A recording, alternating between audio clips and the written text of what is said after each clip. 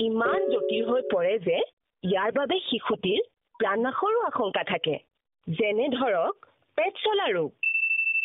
এই বেমাৰটো হ'লে দেহত পানীৰ পৰিমাণ কমি জীৱনলৈ সংকট কঢ়িয়াই আনে।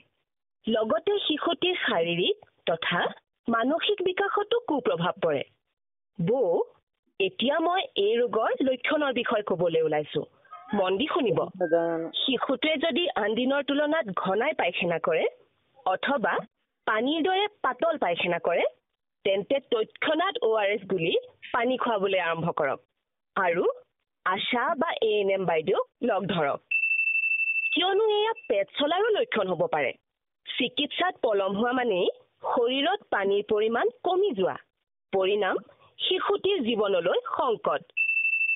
তেওঁলোকহে বুজন পিতৃ-মাতৃ, যিয়ে ডায়েৰিয়া অৰ্থাৎ পেট চলাৰ লক্ষণ দেখিলেই আশা বা ANM বাইদেউৰ ওচৰলৈ যায় আৰু সকলো তথ্যৰ বাবে কিলকাৰী সেৱাক আঁকোৱালি লয়।